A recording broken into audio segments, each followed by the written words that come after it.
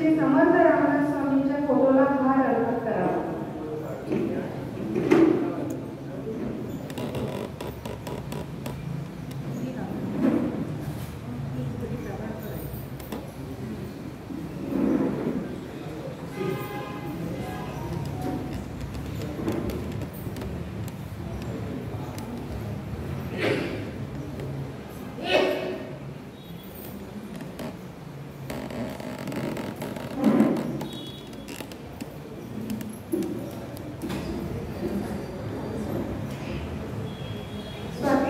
स्वागत करण्याकरता मी रोहिणीताई काणे यांना आमंत्रित करते.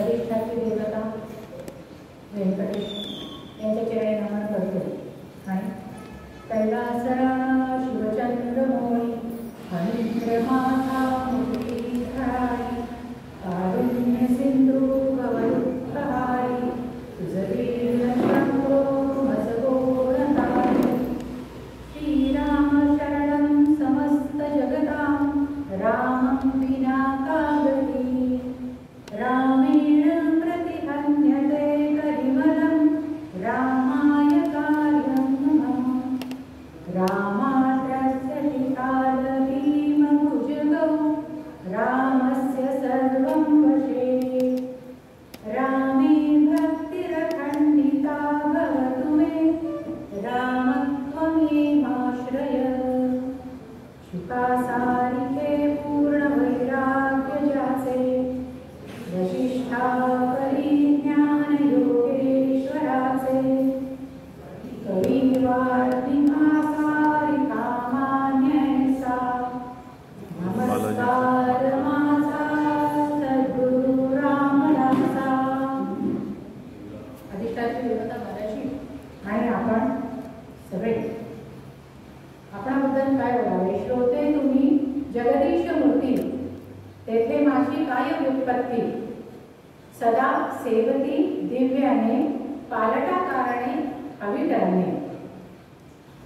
बालाजी देवस्थानाची ख्याती आहे ती या ठिकाणी अतिशय चांगले चांगले कार्यक्रम होतात आणि चांगले वक्ते येतात आणि त्यांचं ऐकण्यासाठी आपण ज्यांचे कान तयार झालेले आहेत असे आपण सगळे श्रोतृवर्ग इतकं सगळ्यांचं चांगलं चांगलं ऐकतो आहात आपण. पण रोज रोज पुरणपोळी म्हणते की जरा कुठेतरी मिरचीचा ठेचा हवा असतो, कुठेतरी पिठलं पोळी खावीशी वाटते. तर अशा पद्धतीने माझं आजचं पालटाकरण केलेलं अभिनंदन आपण गोड करून घ्या याची मला खात्री आहे. आपण सगळ्यांना अभिवादन करते आणि माझ्या विषयाला सुरुवात करते. आजचा माझा विषय आहे प्रापंचिकाची जीवनगाथा. या विषयावर थोडंसं मंथन केल्यावर असं लक्षात आलं की चोखाण्यांचा एक अभंग आहे. बस हे 1 तास जे प्रवचन करणार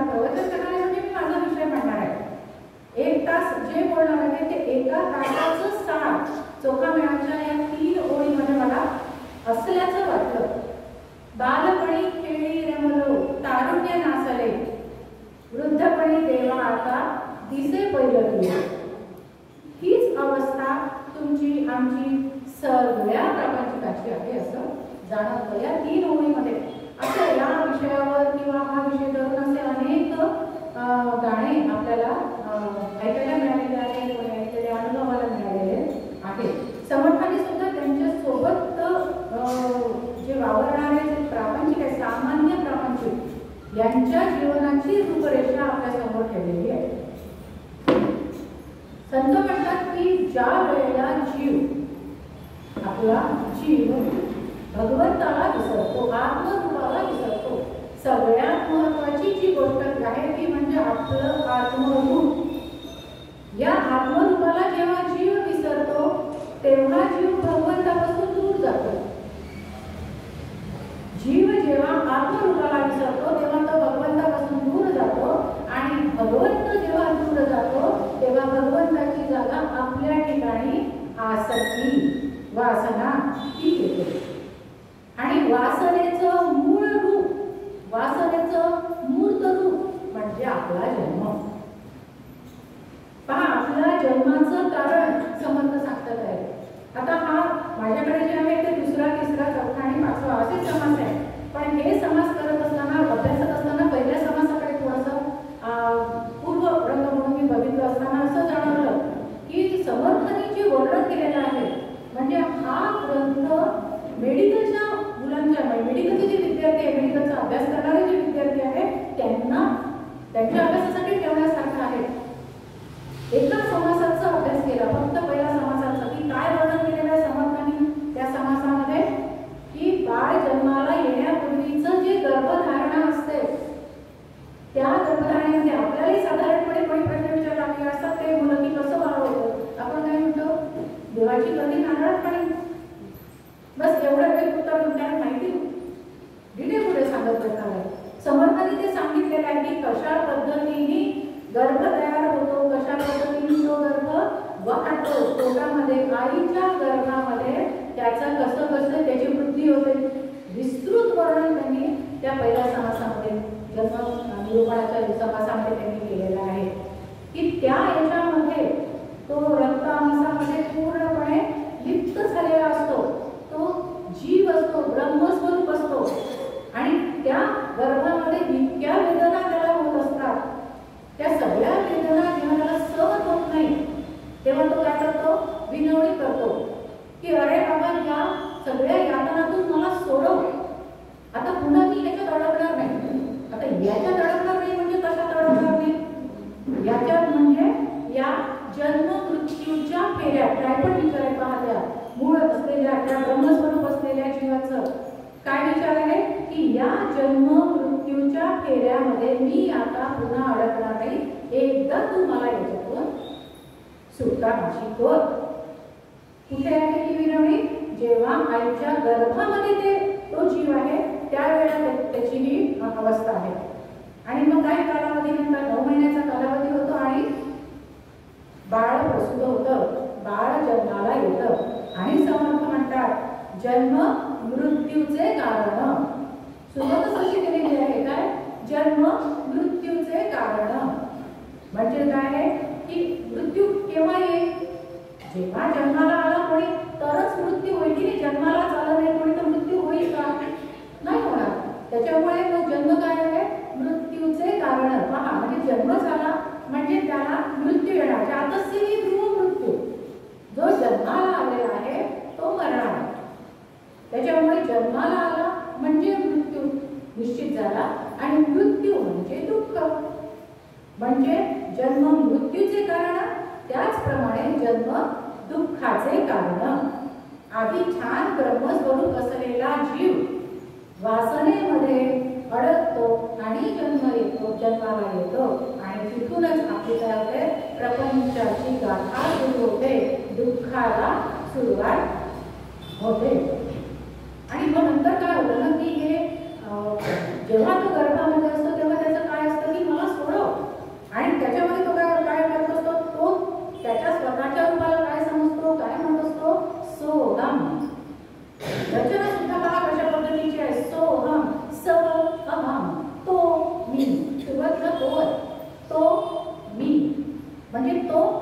एकत्वमसी म्हणजे तो आणि मी वेगळं नाही.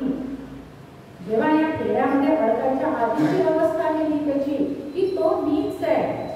पण जसा जन्माला आला, या जगात त्याचा जन्म झाला की जन्म झाल्याबरोबर तो काय म्हणतो, कोण मी. म्हणजे आता इथे काय झालं, पहिल्यांदा तो सुरुवातीला आलं होतं, आता कोण मी. जिथे मी आला तिथे दुःखाला कारण सगळं सुरुवात झाली, कोण मी. आणि मग नंतर जसा जन्माला आला की तो रडायला लागतो, कारण तो आईला कळत नाही. मग कुठेतरी त्याला भूक लागलेली असेल, कुठे त्याला तहान लागलेली असेल, कुठेतरी त्याचा केस ओढत असेल त्याचा. म्हणजेच काय, तो रडतो का, कारण मला भूक लागलेली आहे, मला तहान लागलेली आहे, माझं पोट दुखत आहे, माझं सगळं मी, अशनंबे वसनंबे सगळं माझं माझं माझं. जन्म झाल्याबरोबर बाळाला सगळ्यात जवळची व्यक्ती कोण असते, आई. वात्सल्य मूर्ती आई असते, त्याला काही दुमतच नाही. पण याला ती जवळची का असते, कारण माझ्या सुरुवातीच्या सगळ्या गरजा कोण भागवत असते, आई. हे की नाही. म्हणजेच मला भूक लागली की आई बरोबर सांगायची गरज पडत नाही. बाळ रडायला लागलं की ती बरोबर येते, दूध देते, त्याची भूक शमवते. तहान लागली की पाणी देते, त्याची तहान शमवते. सगळ्या ज्या क्रिया आहेत सुरुवातीच्या ज्या काळामध्ये तो परावलंबी असतो त्या काळातल्या सगळ्या क्रिया न सांगता आई बरोबर करत असते. आणि म्हणून माझ्या गरजा जी पूर्ण करते, माझ्या गरजा नक्कीच माझ्या गरजा पूर्ण करते, प्रेम आहे वगैरे म्हणून नाही, माझ्या गरजा तिच्यामुळे पूर्ण होतात आहे, म्हणून ती मला काय आहे सगळ्यात जवळची आहे. आता काही कालावधी निघून गेला, बाळाचं विश्व हळूहळू व्यापक होत आहे. मग आता काय होतं की आता माझ्या शरीराची काळजी घेणारी आई तर आहेच, पण आता मला पुढे काय करायचं आहे, माझ्या मनाचं रंजन करायचं आहे. मनाचं रंजन करायचं म्हणजे की मित्रमंडळी आली, आमचं विश्व कसं हळूहळू हळूहळू व्यापक होत आहे. आता आई थोडी मागे पडलेली आहे, आईची जागा घेऊ नाही शकत, पण मित्रमंडळी माझ्या परिसरामध्ये आलेली आहे. म्हणजे मला जास्तीत जास्त काळ आता कोणामध्ये घालवावा असं वाटतोय, मित्रांमध्ये. मग मित्रांमध्ये खेळायचं आहे, मित्रांमध्ये भांडायचं आहे, चांगलं राहायचं आहे, जे काय असेल ते सगळं. म्हणजे अधिकाधिक वेळ म्हणजे अगदी धपाटावरून करत बोलवावं लागतं ही अवस्था येते. आईलाच मारावं लागतं. ज्या आईच्या म्हणजे पूर्वी 24 तास आईच्या भोवती गिरटा घालणारा आता त्याला आईचं बोलवणं सुद्धा थोडंसं नकोसं वाटायला लागतं. आणि आता तो मित्रांमध्ये गेलेला आहे. आता हळूहळू आपण विषयावर पटकन येणार. आता हळूहळू तो मोठा झाला आणि मोठा झाला आता तो उपवर झाला. उपवर झाला म्हणजे लग्नाची आता तयारी करावी लागणार. आई वडील त्याच्यासाठी योग्य वधू शोधतात आणि त्याचा विवाह करून देतात. विवाह झाला. आता मात्र आमची अवस्था कशी आहे, आता जगातला सगळ्यात शिकवण कोण आहे, स्वर्ग काय तरी 2 फूट थोडासा शिल्लक राहिलेला आहे. काय मूर्तिमंत अगदी रती समोर असताना या मदनाचं कामात लक्ष लागेल का, नाही. मग दिवस रात्र बायकोच्या भोवती, जो लहानपणी कोणाच्या भोवती होता, आईच्या भोवती होता, नंतर मित्रमंडळांच्या भोवती होता, आता कोणाच्या भोवती आहे, आता पूर्णपणे बायकोच्या भोवती. दिवस रात्र तिचाच विचार, दिवस रात्र तिचाच सहवास हवा हवासा वाटायला लागतो. आता या ठिकाणी हे वयानुसार स्वाभाविक आहे, नैसर्गिक आहे, याला दुमत नाही. म्हणजे प्रेमाला विरोध नाही समर्थांचा. उलट बाकीचे सगळे संत विरक्ती सांगतात, संत समर्थ प्रवृत्ती सांगतात. संसार करावा त्याच्यासाठीच आपला जन्म झालेला आहे. परंतु आपलं म्हणजे एखाद्यावर प्रेम करावं असं वाटणं साहजिक आहे. एखाद्यावर अगदी जीव ओवाळून म्हणजे प्राणापेक्षा जास्त प्रेम करणं अगदी साहजिक आहे. एखाद्याची सोबत आपल्याला हवीशी वाटणं हे पण काही चुकीचं नाही आहे, हे पण अगदी बरोबर आहे. परंतु या सगळ्या गोष्टीचं अधिष्ठान हे काय असावं, हे विरक्तीकडे जाणारं असावं. म्हणजे नुसतं आमच्या प्रेमाचं अधिष्ठान हे फक्त कुटुंब, मुलं बाळ इतकंच नसून, म्हणजे आम्ही हे सगळं करतोय, करणेच आहे, करायसाठीच आलेलो आहे, करणं याच्यामध्ये कुठल्याही प्रकारचं पाप नाहीये, पण फक्त तेवढ्यासाठी आपला जन्म आहे का? नाही. मग इथून या प्रेमाकडून, या प्रेमाचा आधार घेऊन आपल्याला हळूहळू पूर्वीच्या काळामध्ये आपल्याला 4 आश्रम सांगितलेले होते बघा. किती म्हणजे व्यवस्थित रचना होती ती. ब्रह्मचर्याश्रम, गृहस्थाश्रम, वानप्रस्थाश्रम आणि संन्यासाश्रम. या गोष्टीमध्ये थोडी तफावत पडलेली असल्यामुळे या सगळ्या समस्या निर्माण होतात की प्रेम करावं, संसार छाटावा, मुलं बाळं दया करावी, त्यांच्या सगळ्या गरजा भागवाव्या, पण हळूहळू या संसाराकडून आपण संन्यासाकडे जायला पाहिजे. आता तर काही संन्यास नाही आहे ना, कुठे जंगलामध्ये जाऊन राहणार आहे, कुठे वनामध्ये जाऊन राहणार आहे, नाही, पण वृत्ती मात्र तशी करता येते. आणि म्हणून मग संत म्हणतात आहे की विरक्तीकडे तुम्ही जा.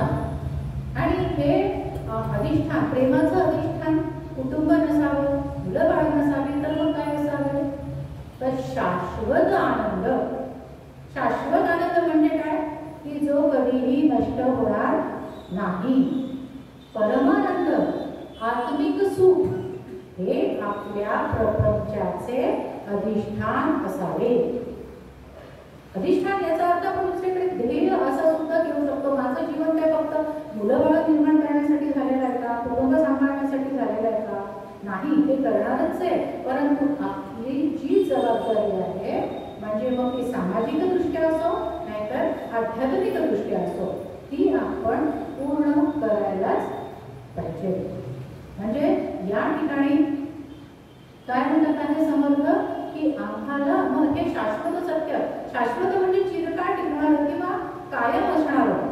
आपण जर थोडं प्रपंचाकडे बघितलं तर त्यामध्ये आता मी जसं सांगितलं की एक अवस्था असते बघा आपल्या आयुष्याची. लहानपणाने, मग थोडं मोठं झालेलं आहे, मग तारुण्य आलेलं आहे. मग यामध्ये जो मिळणारा आनंद आहे, बाळ लहान असताना आईला त्याला खेळवायला खूप आवडतं. माझं बाळ, माझं छोटं वगैरे जे काय आहे की नाही, हे टिकतं का? हा आनंद म्हणजे त्याची अवस्था टिकते का?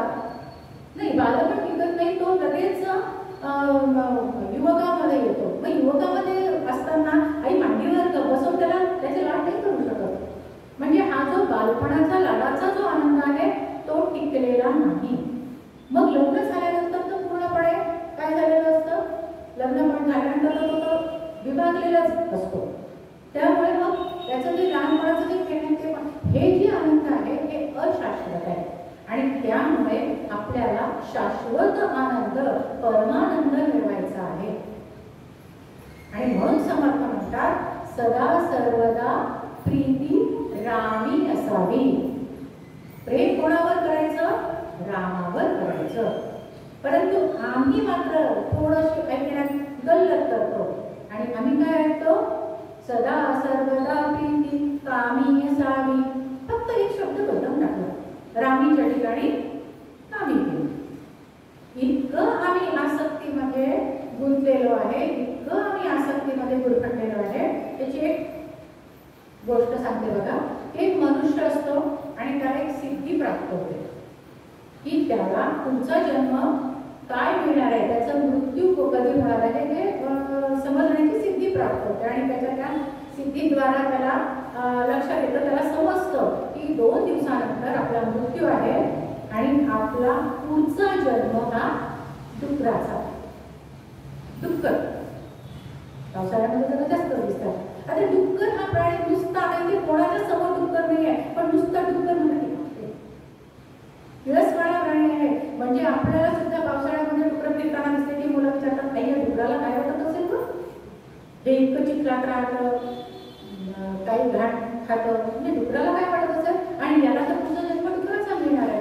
अतिशय वाईट वाटलं त्याला आणि त्याने आपल्या मुलाला बोलवलं आणि काय म्हणाले की हे बघ म्हणे आता 2-3 दिवसांनी माझा मृत्यू आहे आणि माझा पुढचा जन्म हा डुकराचा आहे. तर तू काय कर, माझा जन्म झाला की गोळी ठेवली बंदुकीची आणि मला ठार मार. कशाला ते डुकराचा जन्म जगायला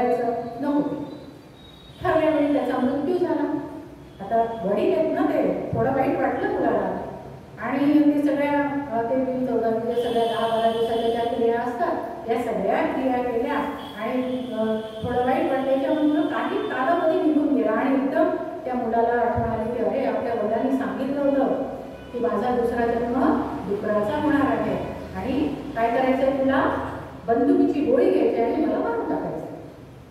बस हा ठरला का की वडिलांची आज्ञा आहे. गेला का बंदुकीची गोळी घेऊन आणि जसं आपला पोरगा तिकडून येताना दिसला त्याला की त्याने काय केलं, धावत तो आला की अरे बाबा मारू नको मला, डुक्कर आणि मला मारू नको का, कारण आता काय झालेलं आहे, आता मला खूप चिखलच आवडायला लागला. या चिखलात डोक्यामध्ये इतकी मजा येते तुला सांगू. स्वतः डुक्कर काय सांगितलेलं होतं की मला डुकराचा जन्म मिळाल्यावर तर तुम्हाला मारून टाक, पण आता मला ते आवडायला लागलेलं आहे. आम्ही कशा पद्धतीचं आमचं सोहम सोहम विसरून पोहम पोहम कडे वळतो. म्हणजे मैं तो फुल चली बाबुल का देश पिया का गला प्यावा लागले. बरोबर आहे की नाही, की जिथे सगळे सुख होते, जिथे सगळे आनंद होते ते सोडून गेलो आणि इथे याचा तर दुःखाचा नसते ना, परंतु एक उदाहरण म्हणून सांगते की आम्हाला कष्ट आवडायला लागलेले, म्हणजे आम्हाला घाण आवडायला म्हणजे त्या अर्थी नाही, पण जे मिळालेलं आहे त्याच्यामध्ये लोळायला आम्हाला फार आनंद वाटायला लागलेला की अशा पद्धतीची आसक्ती प्रापंचिक लोकांमध्ये फार प्रापंचिक लोक त्या पूर्ण आसक्तीमध्ये वेळलेला असतो. आणि अशा वेळेला जर या नायकाची, आपला जो नायक आहे ना, त्या नायकाची पत्नी जिच्यासाठी जी मूर्तिमंत नदी होती, जिच्यासाठी आम्ही ऑफिस विसरलेलो होतो, जिच्यासाठी आम्ही रामनाम काय म्हणजे कामही विसरलो आणि रामनामही विसरलो, अशी पत्नी जर एखाद्या वेळेला काहीतरी रोग झाला, काहीतरी आजार असला, काहीतरी आपत्ती आली आणि तिचा मृत्यू झाला, मग काय अवस्था. स्मशान वैराग्य हा शब्द आपण वापरतो. काय आहे स्मशान वैराग्य? आपल्या शेजारी पाजारी जर कोणी गेलं म्हणजे देवाज्ञा झाली की आपण सोबत जातो, म्हणजे पुरुष मंडळी सोबत जातात किंवा तिथे सुद्धा आसपास सगळेजण जमतात की नाही. जर कोणाचा मृत्यू झालेला असेल, तिथे त्यांची मित्रमंडळी असेल, नातेवाईक असेल, ते सगळे जमलेले आहेत. एकच चर्चा असते. काही कोणी सिनेमाबद्दल बोलत नाही, काही कोणी गाण्याबद्दल बोलत नाही, एकच चर्चा असते. जीवनाचं काय सांगता येतं, आज आहे उद्या नाही. हे शरीर नश्वर आहे.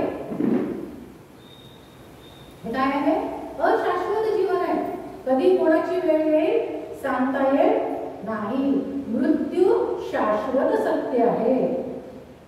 चर्चा चालू आहे. बस त्याला अग्नी दिला, घरी आलं, त्याच्या नावाने एकदा आंघोळ केली की बायकोला पडला, झाला का स्वयंपाक, एवढी भूक लागलेली आहे. आत्ताच 5 मिनिटापूर्वी शरीर नश्वर आहे, मृत्यू शाश्वत सत्य आहे. आसक्ती आहे, सगळी गुरफटलेलो आहे आम्ही त्याच्यामध्ये, सगळ्याच्यामध्ये. ही वास्तविकता आहे. आणि यामध्ये मग आता काय झालेलं आहे, बरं याच्यामध्ये त्यांच्या पत्नीचा मृत्यू झालेला आहे. काय वर्णन करतो तो, काय दुःख वर्णन करतो तो, म्हणजे त्याची पण सुद्धा गंमत आहे ना. आता कोणी मृत्यू पावलेला आहे त्याची काही गंमत नसते, पण तरी सुद्धा पुष्कळ वेळा आपण एखाद्या ठिकाणी गेलो की उरलेले नातेवाईक असतात, त्याच्या अगदी जवळचे जर कोणी असेल तर ते रडतात. साहजिक आहे ना, वाईट वाटतं, पण ते रडताना काय बोलतात, काय म्हणतात, आता माझं कसं, तुम्ही मला सोडून गेले, आता माझं कसं, आता मला खाऊ पिऊ कोण घालणार, आता माझं कुटुंब कोण चालवणार, आता मी एकटी राहू कशी. किती मागे विरोधात असेल, एकटी राहू कशी. तिच्या मागे एवढं सगळं कुटुंब आहे, नातेवाईक आहे, जाणारा एकटा तो आहे आणि म्हणते काय आहे, आता मी एकटी राहू. म्हणजे तिथे सुद्धा पुन्हा मी माझं. अरे गेलेला तुझा अतिशय प्रिय व्यक्ती होता ना, त्याच्याबद्दल तुला वाईट वाटत आहे आणि दुःख कोणाचं व्यक्त करत आहे, माझं माझं कसं, मी कशी जगू तुमच्याशिवाय, मी कशी, माझं माझं माझं. पुन्हा तेच अशाने वसनाने सगळीकडे काय आहे, माझं माझं माझं. शिवाय मला खूप खूप प्रेम आहे त्या व्यक्तीवर आणि ती व्यक्ती गेलेली आहे, वाईट वाटत आहे. की आता हे जे प्रेत आहे ना, कलेवर आहे ना, हे कलेवर आपण ठेवून घेऊ. आहे ना, त्याचं रूप आहे, त्याचा चेहरा दिसतोय मला, मग ठेवून घेऊ का? तर नाही. मग त्याच्यातही थोडंसं त्याला काही जास्त रोग असेल, थोडी दुर्गंधी पसरलेली असेल, तर आपण काय करतो, नातेवाईकच आणि दुसरं पटकन झाला तर किती प्रेम होतं ना. अगदी म्हणजे सगळे काम धाम सोडून आम्ही प्रेम केलेलं होतं. पण आता मात्र काय परिस्थिती आहे की उचला या नातेवाईकांच्या बाबतीत तर अशा पद्धतीचं म्हणावं वाटतं की काय म्हणजे यांची भूमिका कशी असते, किंवा या ठिकाणी आपल्याला अनुभव येतो की त्या प्रेताने जर जीवन सोडून पाहिलं तर असं त्याला काय दिसेल, काय अनुभवायला येईल की अरे हे तर कालपर्यंत आपल्यावर खूप प्रेम करत होते आणि आता काय म्हणतात आहे उचला. का उचला? कारण त्याच्यातून आत्मा निघून गेलेला आहे. त्या शरीरामध्ये जंतू पसरून बाकीच्यांना रोग होऊ शकतो. म्हणजे रोग कोणाला आहे? ज्याच्यावर आपण खूप प्रेम करतो त्या शरीराला रोग होतो, आत्मा तर निघून. आणि अशा वेळेला त्या गेलेल्या माणसाने जर जिवंत होऊन बघितलं किंवा अदृश्य रूपामध्ये बघितलं तर त्याला काय अनुभव येईल, तो आपल्या याच्याबद्दल काय म्हणेल, कुणी नसे कुणाचा सखा, कुणी नसे कुणाचा सखा, उगाच रडतील बांधून यमाच्या दारी तुला देतील. वास्तविकता आहे की नाही? कितीही जवळचा असला तरी आपण ठेवून घेतो का? नाही आहे, शक्य नाही आहे. पण हेच लोक जे माझ्या अतिशय प्रेमाचे होते ते कचून काढतील आणि तेच स्वतः, याला तर काही गरजच नाही ना, याचा तर आत्मा गेलेला आहे वरती. तुम्ही तिथे ठेवा काय, जाळा काय, काही करा काय, याला काही घेणं देणं नाही आहे. पण आम्हीच काय करतो, त्याला बांधतो आणि जितक्या लवकर होईल तितक्या लवकर त्याला यमाच्या दारी पोहोचवण्याची व्यवस्था करतो. गेले काही दिवस दुःखाचे आहेत, काही दिवस शोकाचे आहेत, विरक्ती थोडीशी जसं सांगितलं स्मशान विरक्ती आलेली आहे. पण मग भेटायला येणार असतात आणि मग काय, अरे तुझं काय वय झालंय का, हे काय वय आहे का, आयुष्य एकट्याने काढायचं आहे का? हो, आम्हाला वाटायला लागतं प्रपंच की अरे हो मी एकट्याने काय करू, मी एकटा कसं जगू. मग झालं पुन्हा वर संशोधन किंवा वरी संशोधन सुरू झालं आणि भेटली कोणतरी पुन्हा दुसरी गती भेटली. आता काय झालेलं आहे, आता पहिला चट्टा बसलेला आहे, पत्नी गेलेली आहे, खूप मोठं दुःख आपण पचवलेलं आहे, त्या पचवण्याचं औषध म्हणून दुसरी बायको आलेली आहे. आणि मग आता तिला काय करायचं, तिला जराही दुखवायचं नाही, तिला खूप जपायचं, तिला कोणी काही म्हणेल हे सहन करायचं नाही. आणि बायकाचं थोडंसं पटकन लक्षात येतं की काय रसायन आहे. आणि माझं जर सगळं ऐकत असेल हे पटकन लक्षात आलं की तिला काय ठेवत असते. आणि मग थोडीशी कुरकुर झाली सासू सुनेची की ती हळूहळू आपल्या नवऱ्याचे कान भरायला सुरुवात करते, सरळ सरळ आणि सांगत की अहो तुमची आई मला खूप त्रास देते आणि आपण वेगळं राहू. हा असं नाही, काय सांगते ती, ऊन खिचडी साजूक तूप, वेगळं राहायचं भारी सुख. आणि मग आम्हाला सुद्धा असं वाटायला लागतं की हो आपण छान वेगळं राहू, राजाराणीचा संसार असेल. आणि मग काय आहे की तू आणि मी. आता यामध्ये मला समर्थांच्या बद्दल इतकं संतांना दूरदृष्टी असते असं म्हणतात. ही या उदाहरणावरून लक्षात येते बघा की आपण आज देखील या गोष्टीचा अनुभव घेतो. आता या ठिकाणी काय आहे की वेगळं ज्ञान आणलेलं आहे. आज आपण काय करतो आहे की आज आपण सुद्धा मुलाला मुलीला शिक्षणासाठी म्हणून का होईना, नोकरीसाठी म्हणून का होईना बाहेर गावी ठेवतो. बरोबर आहे की बाहेर गावी असतात. आमचा मुलगा कुठे तर परदेशामध्ये शिकतो आहे, अभिमानाची गोष्ट आहे, शिकायलाच पाहिजे. पण मग तो काय होतो, काही दिवसांनी तिथेच स्थायिक होतो. आणि मग तिथेच स्थायिक झाल्यानंतर आमची पंचायत येते ही वास्तविकता आहे. हे आपल्या परिसरामध्ये आपण जर थोडंसं डोळस मनाने बघितलं की हे अनुभव आपल्याला येतात. अपवाद सगळ्याच गोष्टीचे असतात, सगळीकडे सगळं सारखं असतं असं नाही, अपवाद असतातच. पण जास्त प्रमाणामध्ये जे असतं उदाहरणं घेतले जातात. संतांनी समर्थांनी त्या वेळेला सांगून ठेवलेलं आहे की अशा अशा पद्धतीचं होईल, विवाह झाला आणि बायकोच्या ऐकण्यात असेल तर अशा पद्धतीने वेगळं दिलाड हरकत नाही. परंतु होतं काय मग की परदेशामध्ये गेलेलं आहे, आम्हाला अभिमान असतो आमचा मुलगा परदेशात आहे. त्या काळात निदान थोडंसं आई वडील जी मुलगी करून देत होते ते करत होते. आता कोणी प्रश्न नाही. प्रेमविवाह ते सुद्धा ठीक आहे, त्याच्याही पुढचं पाऊल आपण आज समाजामध्ये बघतोय. लिव्ह इन रिलेशनशिप पाहतोय की म्हणजे काय आहे, काय आहे हे आपल्याला आधी माहितीच नव्हतं. पण ह्याच्यामध्ये म्हणजे काय आहे की मला ह्याच्यासोबत आयुष्य घालवायचं आहे, तो माझ्या योग्यतेचा आहे की नाही, तो माझ्यासोबत आयुष्यभर राहू शकेल, तो म्हणजे मी सुद्धा त्याच्यासोबत आयुष्यभर राहू शकेल की नाही हे आधी राहून पाहून त्याचं परीक्षण करायचं आहे. म्हणजे आपले विवाहामध्ये जे संस्कार होतात, विवाहामध्ये जे विधी होतात त्याला काही अर्थ आहे की नाही. पण आपण काय करतो, स्वीकारतो विलाज आणि मग परदेशात आहे, लग्न झालेलं आहे आणि कुठेतरी 2 वर्षांनी फोन येतो आई आणि बाबा दोघांनाही काय होतं की ते तुमच्याच्याने होत नसेल ना, आता इकडे येऊन जा. काय आनंद, परदेशामध्ये आमच्या मुलांनी बोलवलेलं आहे. कशासाठी? तिथे राहण्यासाठी. आता तुम्ही म्हातारे झालेले आहात आणि आता तुम्ही काय करा, तुम्ही तिथे येऊन राहा. आम्ही काय करतो, इकडलं सगळं विवाह करतो आणि सगळं तिकडे घेऊन जातो. पण तिकडे गेल्यानंतर लक्षात काय येतं की सुनेचे बाळणपणाचे दिवस आलेले आहेत आणि बाळणपणासाठी बाळणपण करण्यासाठी बाई सापडत नाही आणि सापडली तर ती परवडत नाही. आणि म्हणून काय की तुम्ही इकडे येऊन जा. बाळणपण झालं सुखरूप. अतिशयोक्ती असेल पण ती वास्तविकता आहे. आमचं नाही तसं, फार छान आजच असायला पाहिजे. पण हे आपल्या परिसरामध्ये जर आपण थोडंसं बघितलं तर हे अनुभव येतात, ऐकिवात आहे.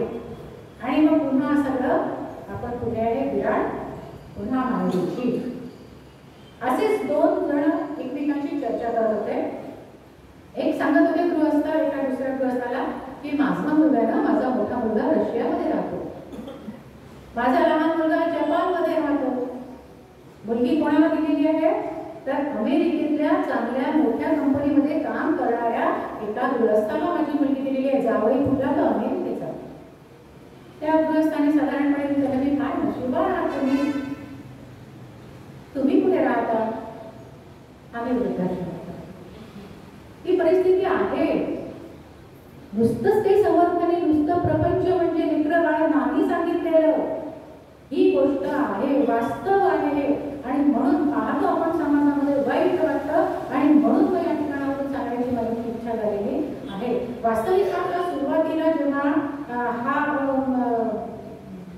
समाज माझ्याकडे आला, मला फोन आला आणि तुमच्याकडे जीवन काय प्रपंचाची जीवनगाथा हा विषय तुमच्याकडे आहे. ठीक आहे हो म्हटलं. आणि मग घरी राजभाव असल्यामुळे थोडासा उघडून पाहिलं नेमकं आहे काय. आणि पाहिल्यानंतर काय आहे की लग्न झालं, बायको बहिणी, पोरं झाले. अरे पण हे मी सांगू काय, हे इतकं सरळ सरळ सरळ सरळ की तर तुमची माझी गाणी सगळ्यांना माहिती आहे, मग मी इथून सांगू काय. पण त्यानंतर त्या समासातल्या प्रत्येक ओळीचा जेव्हा अभ्यास केला आणि त्या प्रत्येक ओळीमध्ये त्यांना काय अपेक्षित होतं, बरं कालावधी सुद्धा आपल्याला लक्षात घ्यायला लागेल की हे कोणी सांगितलेलं आहे, समर्थांनी सांगितलेलं आहे, त्या कालावधीमध्ये सांगितलेलं आहे. किती दूरदृष्टी आहे. बरोबर आहे ना, होत आहे की नाही. आज वेगळं राहणं आहे, वेगळं राहण्याला व्यवस्था जर असेल तर त्याला अडचण नाहीये. पण नुसती सोय अगदी करायची म्हणून मग त्या ठिकाणी करत असेल तर या सगळ्या गोष्टीला कारणीभूत काय आहे तर त्याला फक्त एकच कारण आहे की आपण आपल्या संस्कृतीपासून दूर जातो आहे.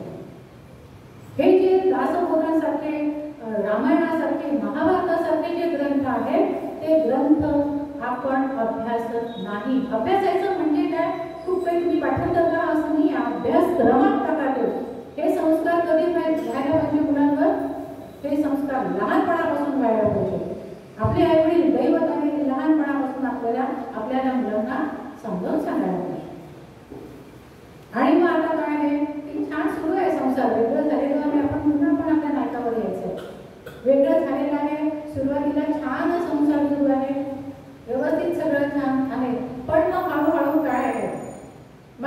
आमचा पसारा वाढतो.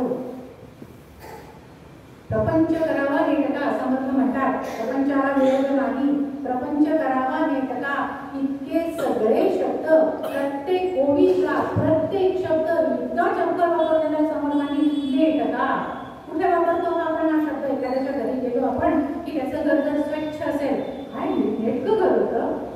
आता नीटनेटकं घर होतं म्हणजे काय होतं की सगळ्या वस्तू आवरलेल्या होत्या, सगळ्या वस्तू जिथल्या तिथे होत्या, सगळ्या वस्तू व्यवस्थित रचलेल्या होत्या. आपल्याला संसारही तसाच करायचा आहे. पसारा वाढवायचा आहे का आपल्याला? लेकरू उलट झाली तो ते लक्ष्मी निघून गेली. वेगळं राहतोय लेकर व्हायला काय वेळ, आणि इकडे रांग लागली आहे. पण आता मात्र अडचण निर्माण झालेली आहे. आता काय आहे? लक्ष्मी निघून गेली. लेकराचा आणि लक्ष्मीचा काय संबंध? कारण आतापर्यंत काय होतं, आतापर्यंत म्हणजे ही आणखी गोष्ट त्याच्यामध्ये मला लक्षात येते. एक एक कशी उकलत जाते गोष्ट की पूर्वी म्हणजे पहिले आई वडील आणि सून मुलगा एकत्र होते, आणि त्यावेळेला मग फक्त आम्हाला काय आठवड्याभराची भाजी आणायला लागायची. धान्य घरात कसंही काही माहितीच नव्हतं, कारण ते वडील आणायचे. नवीन नवीन लग्न झालेलं आहे, सकाळचा स्वयंपाक केल्यानंतर संध्याकाळचा स्वयंपाक तरी कसा होतो हे कळतच नव्हतं, कारण संध्याकाळचा स्वयंपाक सासूबाई करायच्या. एकत्र कुटुंबाची समर्थांनी त्याही वेळेला एकत्र कुटुंब आणि विभक्त कुटुंब पद्धती याचे फायदे आणि तोटे सांगितलेले आहेत की जोपर्यंत तुम्ही एकत्र असणार आहात तोपर्यंत तुम्हाला सगळे सामावून घेणार आहे, तुमचं उन्नतीचं होणार आहे. आता मात्र काय झालेलं आहे? वेगळं झालेलं आहे. वेगळं झालं म्हणजे आता सगळी जबाबदारी पुरुषा एकट्यावर आलेली आहे. वय पण वाढत आहे, पण इलाज आहे का? काही नाही. काय करायचं आहे? मुलाबाळांचे पोट भरायचं आहे, बायकोच्या गरजा पूर्ण करायच्या आहे, कमवावं लागणारच आहे, कामासाठी बाहेर जावंच लागणार आहे. कारण जोपर्यंत तुम्ही पैसा मिळवता तोपर्यंत तुम्ही नातलगांचे जवळचे असता. हा अनुभव आपल्याला कोण घेतो? बरोबर आहे की? कारण प्रत्येकाच्या आपल्याकडे जो कमवणारा माणूस असेल त्याच्याकडे प्रत्येकाच्या नजरा कशा असतात की हा मला अन्न देणारा, हा मला वस्तू देणारा, हा मला खेळणे देणारा, हा मला औषधं आणून देणारा, सगळं मला देणारा आहे. आणि ते जर बंद झालं तर मग त्या माणसाची काही किंमत राहणार आहे का? नाही. कारण काय आहे की त्यज्यन्ते मित्राणि धनैर्विहीनां पुत्राश्च दार्याश्च सुहृदजनाश्च तम अर्थवन्तं पुनमाश्रयन्ति अर्थोगी लोके पुरुषस्य बंधू. कारण या सगळ्या समाजामध्ये जो कमावणारा असेल, जो पैसा मिळवणारा असेल, जो अर्थवंत असेल म्हणजे पैसा त्याच्याकडे आहे, तोच काय असतो? तोच बंधू असतो, तोच पुत्र असतो, तोच पती असतो, तोच मित्र असतो आणि तोच पिता असतो. पैसा जर नसेल तर काहीही कोणी नाते ठेवत नाही. कारण सर्वे गुणाः कांचनम् आश्रयन्ति. माणसाचे सगळे गुण हे कशावर अवलंबून असतात? तुमच्या ठिकाणी सुखके सर्वसाधी दुःखमय नको. तुमच्याकडे पैसा आहे, तुमची परिस्थिती चांगली आहे, ही सगळे आपल्याला आपलं म्हणायला तयार होतात. तुमच्याकडे पैसा, तुमचा पैसा गेला की कोणीही तुम्हाला ओळख दाखवत नाही. मग अशी परिस्थिती आली आणि आता मग काय म्हणायची वेळ आली? थंडगार खिचडी संपलं तूप आणि वेगळं राहायचं कळलं सूप. पण आता मात्र काय होतं ना की ह्या गोष्टीसाठी वेळ निघून गेलेली असते. कालावधी निघून गेलेला ज्या वेळेला सुधारायचं त्या वेळेला मात्र आम्ही मस्तीत असतो. आणि आता परिस्थिती बिकट झाली की आता बसता इतकं समजून करायचं काय, म्हणजे काय होणार आहे, काही उपयोग होणार नाही. आणि म्हणून मग आता म्हणजे वय झालेलं आहे, आपण कमवू शकत नाही, ही परिस्थिती असताना आता तरी शहाणं व्हावं की नाही माणसाने? नाही. पण आता सुद्धा आम्हाला काही संसार सुटत नाही. याचं हे करायचं आहे आणि कमवून याचं हे याचीही गरज आहे. जा खरेदी करायला, जा पैसा कमवायला, जा कामावर, सुटत नाही. नाही. आपले अवयव जे आहे, मर्यादा असतातच की नाही अवयवाला, ते अवयव सुद्धा एक एक अवयव सांगत असतं की अरे बाबा तुला वृद्धत्व आलेलं आहे, आता तरी या सगळ्या प्रापंचिक अडचणीतून तू दूर हो, आता तरी थोडंसं विरक्तीला लाग, आता तरी थोडंसं परमेश्वराचं नाव घे, रामाचं नाव घे. पण शहाणपणाला तो माणूस कुठला? आपले अवयव काय सांगतात बघा, केसानी गमनी वयासत्या कृष्णत्वतेही त्यागले. आपल्या वयाला बघून, आता हे सगळे रंगबिंग आहे म्हणून सांगलेलं, परंतु वय झालं हे कुठून समजतं? केस पांढरे झाले. केसानी गमनी वयासत्या कृष्णत्वतेही त्यागले, लक्षावे विषयासना म्हणून चक्षुही बंदावले. देवाची कृती बघावी, आम्ही काय बघतो है ना, ते बघायसाठी सुद्धा चक्षु आमचे सक्षम नाही. आणि ताठा टाकली वाकली बघ, ताठा टाकली वाकली बघ तनु सर्वास बंदावया. शेवटची ओळ जास्त महत्वाची आहे. चित्ता टाक व्यर्थ भटकणे, शोभेन जे या वया. काय वर्णन केलेलं आहे बघा समर्थांनी, की हे चित्ता आतापर्यंत आपल्याला उपदेश करायचा आहे. आपल्याला समजा जर उपदेश करायचा तर आम्ही शिक्षक पेशातले आम्हाला उपदेश करायची फार सवय असते. आणि मग कोणाला उपदेश करणार आम्ही? जो दिसेल त्याला, समोर दिसेल त्याला. विद्यार्थी आहे तर उपदेश, असं नको वागू, तसं वाग, तसं नको वागू, अशी वेळी का उपदेश करत राहतो आम्ही, सारखं सारखं सल्ले देत राहतो. कोणाला करतो? पण आम्ही जो आम्हाला समोर दिसतोय त्याला. समर्थांचं महानत्व पहा किती आहे. समर्थाने कोणाला उपदेश केलेले आहे? जी गोष्ट दिसतच नाही अशा त्या मनाला उपदेश समर्थांनी केलेले आहे. दिसते का हो? जी गोष्ट दिसते ना तिला वळवणं, तिला समजावून सांगणं, तिच्यामध्ये परिवर्तन घडवून घेणं शक्य आहे. परंतु मन आणि दुसरं म्हणजे या सगळ्या गोष्टींच्या वर्तनाला एकमेव कारणीभूत काय आहे? मनच. कारण काय म्हणतो आपण? कळते पण कळत नाही. आम्हाला समजत नाही का की हे शरीर नश्वर आहे, हे शरीर शाश्वत नाही, हे कळत नाही का? कळतं पण वळत नाही. मग वळवण्याचं काम समर्थांनी कोणाला केलेलं आहे? मनाला केलेलं आहे. मनालाच उपदेश करून टाकलेला आहे की बाकी माणसाला नाही केलेलं त्यांनी. की अरे बाबा तू असा वाग, तू आता प्रपंच सोड. मनाला केलेलं आहे म्हणून ते समर्थ आहे. आपण त्यांना समर्थ म्हणतो, पण समर्थांचे समर्थ कोण आहे? प्रभू रामचंद्र. कारण समर्थ या शब्दाचा अर्थ सुद्धा इतका छान आहे की अनेक नद्या जेव्हा एकत्र येतात, या अनेक नद्यांना एकत्र आणण्याचं सामर्थ्य त्या समुद्रामध्ये असतं. आणि असे अनेक समुद्र पेलवण्याचं सामर्थ्य समर्थामध्ये असतं. आणि म्हणून समर्थ हे समर्थ आहे. आपल्यासाठी, सामान्य लोकांसाठी हे समर्थ आहे. हे सगळं कळतंय पण वळत नाहीये. वय होऊन राहिलेलं आहे. परंतु आपण काय करतो आहे की जन्मभर पोट भरिले देहाचे संरक्षण केले. जन्मभरी पोट भरले देहाचे संरक्षण केले, पुढे अवघेची व्यर्थ गेले अंतकाळी. पुढे म्हणजे काय केलं? आम्ही आयुष्यभर काय केलं?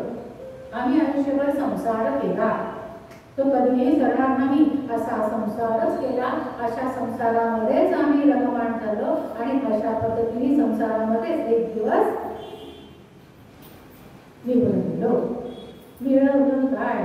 काय केलं? आयुष्यभर पोट भरलं, या देहाचं रक्षण केलं. शेवटचं जे आहे शब्द अंतकाळी. पुढे सर्व म्हणजे या शरीरासाठी आम्ही जे जे जे सगळं केलं त्याचा काहीतरी उपयोग झाला का? हे सगळं व्यर्थ गेलं अंतकाळी. आणि काय असतं ना, शेवट महत्वाचा असतो. याच्यासाठी केला होता अट्टहास. हे सगळं कशासाठी असतं? शेवटचा दिन गोड व्हावा. आता शेवटचा दिन म्हणजे कोणता? छान सांगितलं आहे की अंतकाळ. म्हणजे असं सांगितलं जातं की आपण शेवटच्या, आपल्या जीवनाच्या शेवटच्या क्षणी जो विचार आपण करत असतो तो आपला पुढचा जन्म असतो. आपण शेवटच्या क्षणी जो विचार करतो, आपल्या मनामध्ये जो विचार असतो शेवटच्या क्षणी, तो आपला पुढचा जन्म असतो.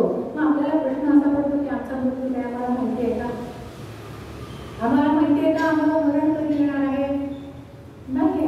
एक गाणं आहे पहा, काय म्हणतात ते? जिओ तो ऐसे जिओ की ये पल आखरी हो. काय सांगतात संत? की कायम कायम आणि कायम आपल्या मनामध्ये मरणाचं स्मरण असायला पाहिजे. मी सुद्धा एक दिवस हा देह टाकून जाणार आहे, ही सत्यता आपल्याला पटायला पाहिजे. होतं काय की माझं हे करून घेऊ दे, ते करून घेऊ दे, है ना? अंते मती सागती, शेवटच्या सेकंदामध्ये शेवटचा क्षण अतिशय महत्वाचा आहे. त्याच्यामध्ये तुम्ही काय विचार करता हे महत्वाचं. एक गोष्ट सांगते पहा, एक आजोबा होते, अगदी मरणासन्न अवस्थेमध्ये होते. म्हणजे आता सगळे नातेवाईक भोवती मस्त काय मस्त नाही पण नातेवाईक आहेत, कोणी गंगाजल घेऊन आहे, कोणी तुळशी पात्र, आता केव्हा डोळे लावतील सांगता येत नाही. आणि म्हातारे होते आणि आता कधीही हे हा देह सोडतील हे सांगता येत नव्हतं. म्हणजे त्या सेकंदाला होतं आणि त्यांचे ओठ हलताना दिसते एका नातेवाईकांना, त्याच्या जवळच्या नातेवाईकांना ओठ हलताना दिसते. आणि म्हणून त्यांनी हळूच कान लावला की काय म्हणतात हे, शेवटचा क्षण आहे, काय मागणी असेल का, काही इच्छा असेल का. आणि म्हणून मग त्यांनी थोडा आपला कान लावला तर ते आजोबा काय म्हणत होते? वा हे वा हे असं सुरू होतं त्यांचं. नातेवाईकांना आनंद झाला, बापरे शेवटचा क्षण आहे, पण काय म्हणतात आहे? वासुदेव केशव, वासुदेव केशव. आणि सगळ्यांमध्ये चर्चा झाली की काय म्हणतात आहे? वासुदेव केशव, वासुदेव केशव. त्याने थांबवलं, नाही नाही मी वासुदेव केशव असं नाही. नाही रे बाबा, ते वासू केरसुणी खात आहे. आता यांना पुढचं त्याचं वासरूचा का केरसुणीचा? मग काय पुनरावृत्ती केल्याना ये जागा सुरू. ही वास्तविकता आहे. यातून आपल्याला कधीतरी सुटायचं आहे. आणि जोपर्यंत आपण मनाने सुटत नाही तोपर्यंत आपल्या चक्राया सुरूच राहणार आहे. आणि म्हणून या शरीराचं रक्षण करायचं आहे. आपल्याला सांगितलं की लहानपणापासून या गोष्टी शिकवल्या. पण आपण काय करतो? जसं पहिले 3 ओळी म्हटल्या कशा, त्याच अर्थाच्या दुसऱ्या 3 ओळी आहे बघा. बचपन ने बतलाया धरा नाम सत्य है, बचपन ने बतलाया धरा नाम सत्य है, यौवन ने सिखलाया अर्थ काम सत्य है.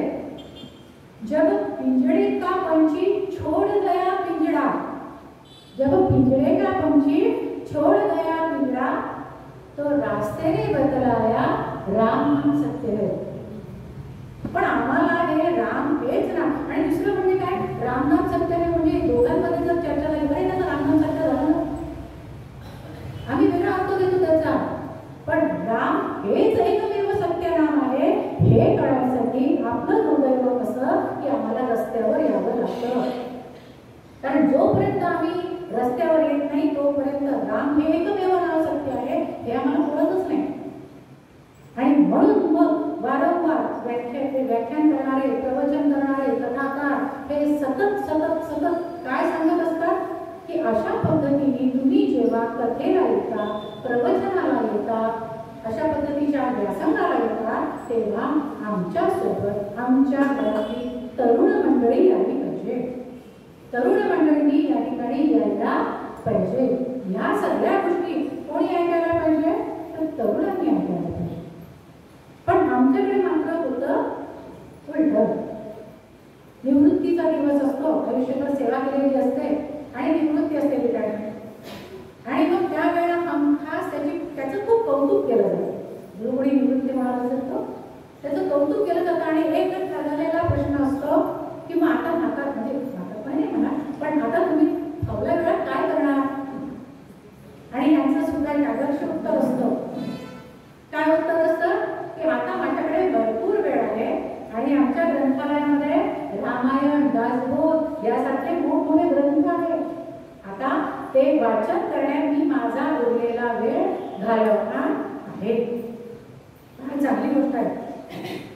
नाही म्हातारपणी वाचू नये का? ते वाचावं, अवश्य वाचावं. परंतु आपण इथे तरुणांना का बोलवतो? कारण इथे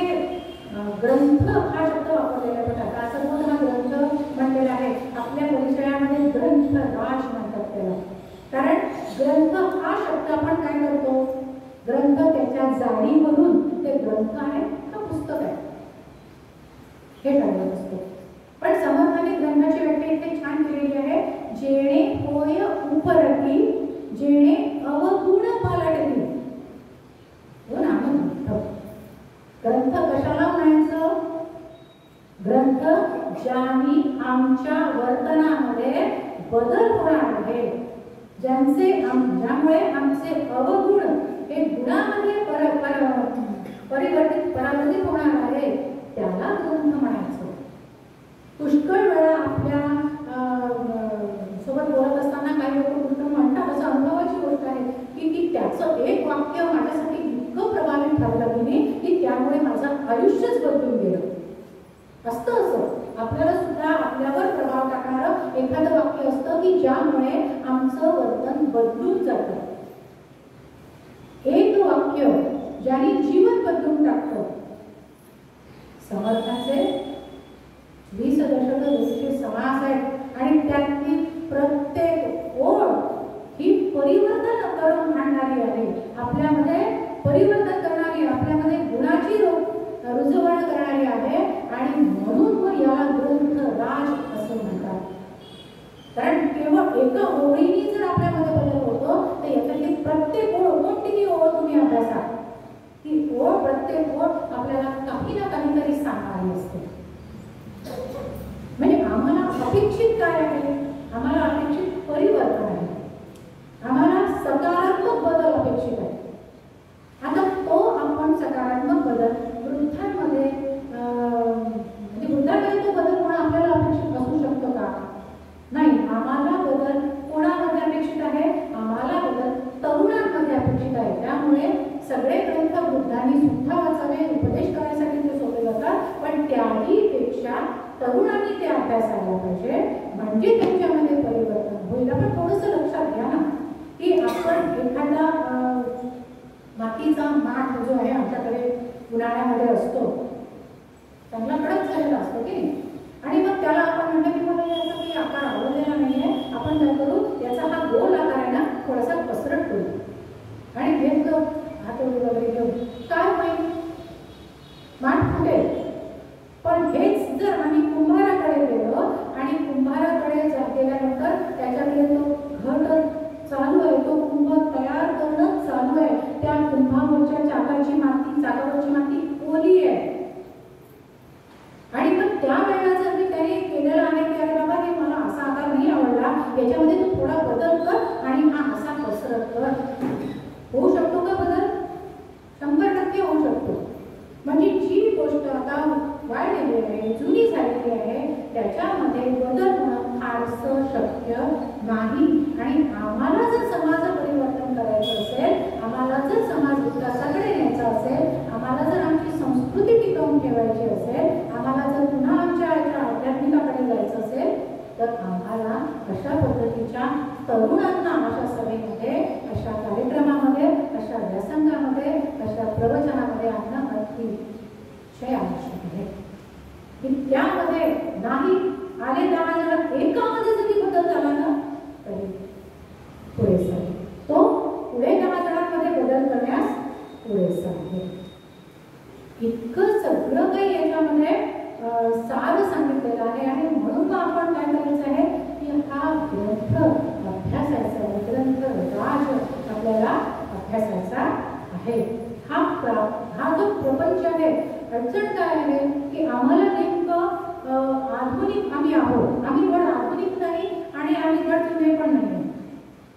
आधुनिकतेच्या नावाखाली आम्ही काय करतो आहे की आमची आधुनिकता कुठपर्यंत आहे, आमची कपड्यापुरतं आधुनिकता मर्यादित आहे. आम्हाला आधुनिक कपडे घातले की आम्हाला असं वाटतं आम्ही आधुनिक आहोत. आधुनिक कपड्यांवरून ठरत नाही, आधुनिक आपण आपल्या वर्तनावरून, आपल्या विचारांवरून आपण आधुनिक आहोत की नाही हे ठरत असतं.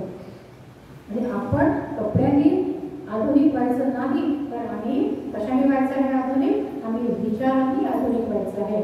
आणि आम्हाला जर विचारांनी आधुनिक करायचं असेल, कुठली गोष्ट बघा ना तुम्ही, समाजांच्या कुठलाही समाज काढा आणि कोणतीही ओळी काढा, त्यामध्ये कुठे दिसतं आपल्याला काही पुराणातलं, म्हणायचं आम्हाला काय आहे की आम्हाला प्रपंच आणि परमार्थ, प्रपंच आणि परमार्थ याचा मेळ घालायचा आहे.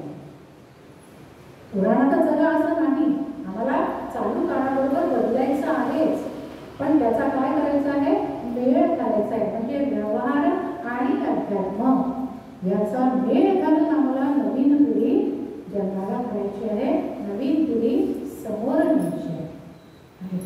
असा हा प्रपंच आहे की जो समर्थ म्हणतात प्रपंच करावा नाही त्याला विरोध द्यायचा नाही आहे. पण आणि ते सांगतात की काय आहे, मग द्यावा परमार्थ विवेका.